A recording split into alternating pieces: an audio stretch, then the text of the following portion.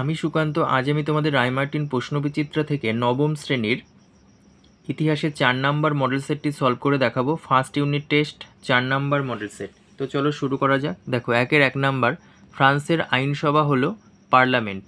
2 নম্বর দেখো, ফরাসি জাতীয় মহাসভা আহ্বান করা হয়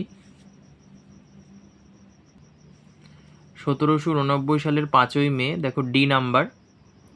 3 নম্বর দেখো, জনগণের সার্বভৌমত্ব তত্ত্বের প্রবক্তা হলেন রুশো। 4 নম্বর, ফরাসি বিপ্লবকে অভিজাত বিপ্লব বলেছিলেন লেফেভর। আচ্ছা, তারপরে দেখো 5 নম্বর, 1795 সালে সংবিধান অনুসারে ফ্রান্সের শাসন ব্যবস্থাকে বলা হয় ডাইরেক্টরি শাসন। 6 নম্বর, নেপোলিয়ন কবে ফরাসি জাতির সম্রাট উপাধি গ্রহণ করেন? 1804 সালে। তারপরে দেখো 7 নম্বর, নেপোলিয়ন নীল নদের যুদ্ধে পরাজিত হন নেলসনের কাছে। তারপরে দেখো 8 নম্বর, নেপোলিয়ন সমগ্র ফ্রান্সকে কতগুলি প্রদেশে বিভক্ত করেন? 83টি। তারপরে দেখো টিলজিটের সন্ধি স্বাক্ষরিত হয় রাশিয়া ও ফ্রান্সের মধ্যে। আচ্ছা, তারপরে দেখো 10 নম্বর, স্পেনে নেপোলিয়ন শাসক হিসাবে নিয়োগ করেন জোসেফকে। এবার দেখো 2 নম্বর, স্তম্ভ মিলাও। এটা দেখো ফ্রিজিওক্যাটস, এটা হবে ডি নাম্বার, অর্থনীতিবিদ। তারপরে দেখো সিজেল পাইন প্রজাতন্ত্র, এটা হবে বিদ্রোহী প্রতিরোধ সমিতি। তারপরে দেখো মন্তেস্কো, এটা হবে নিয়মতান্ত্রিক রাজতন্ত্র। তারপরে দেখো জুনটা, এটা হবে বি নাম্বার, ইটালি। 3 1 নম্বর দেখো, কন্ট্রাক্ট অফ পেইসি কি? দেখো এখানে লিখে দিয়েছি, ফরাসি বিপ্লবের আগে যাজকরা রাজাকে যে স্বেচ্ছাকর দিতেন তাকে কন্ট্রাক্ট অফ পেইসি বলা হয়। এখানে কমা হবে, এই যে এটা কমা, তাকে কন্ট্রাক্ট অফ পেইসি বলা হয়। আচ্ছা, 2 নম্বর দেখো, সামাজিক চুক্তি গ্রন্থে রুশোর মূল বক্তব্য কী ছিল? দেখো সামাজিক চুক্তি গ্রন্থে রুশো বলেন যে মানুষের মুক্তি ও নিরাপত্তার জন্য সামাজিক চুক্তির মাধ্যমে জনগণ রাষ্ট্র ও সমাজ গঠন করবে। তার মতে জনগণই হলো রাষ্ট্রীয় শক্তির উৎস এবং তারাই সার্বভৌম ক্ষমতার অধিকারী। জনগণের ইচ্ছা অনুযায়ী চুক্তির মাধ্যমে রাজা শাসন ক্ষমতা লাভ করেন। তারপর দেখো 3 নম্বর, সেপ্টেম্বর হত্যাকাণ্ড কি? দেখো 56 পেজে 58 নম্বর কোশ্চেন, সেপ্টেম্বর হত্যাকাণ্ড এই পর্যন্ত লিখবে। দেখো 4 নম্বর, ভাদে মিয়ার ঘটনা কি? দেখো এই পাশে লিখে দিয়েছি 4 নম্বর, 1795 সালের 5ই অক্টোবর রাজতন্ত্রের সমর্থক উচ্ছৃঙ্খল জনতা ফরাসি জাতীয় সভা আক্রমণ করলে স্বল্প সংখ্যক সৈনিকের সাহায্যে প্যারিসের রাস্তায় কামান দেগে নেপোলিয়ন জনতাকে ছত্রভঙ্গ করেন।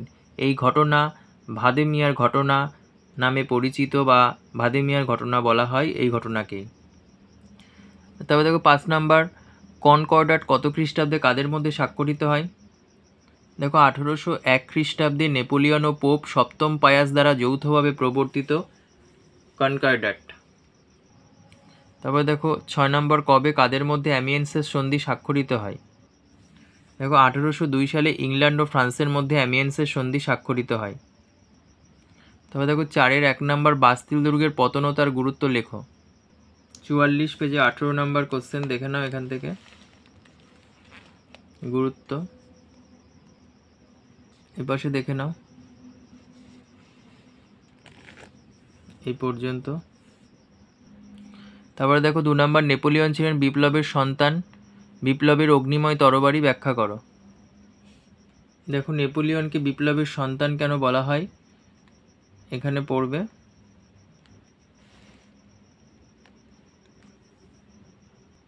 তারপরে দেখো অগ্নিময় তরবারি কেন বলা হয়, 102 পেজের 72 নম্বর কোশ্চেন, এখান থেকে পড়বে। তারপর দেখো 3 নম্বর, ফ্রান্সে ক্ষমতা দখলে নেপোলিয়নের সাফল্যের কারণগুলি উল্লেখ করো। দেখো 81 পেজের 10 নম্বর কোশ্চেন, দেখে নাও, এটা লিখবে ফ্রান্স, জার্মানি, আইবেরীয় উপদ্বীপ, তারপরে উপসংহার এই পর্যন্ত। তারপরে দেখো 5 1 নম্বর, ফ্রান্সে সন্ত্রাসের শাসন চালু হওয়ার কারণ কি ছিল? পেজ নাম্বার 47 26 নম্বর কোশ্চেন, দেখো পটভূমি দেওয়া আছে এবং কারণ বা উদ্দেশ্য দেওয়া আছে।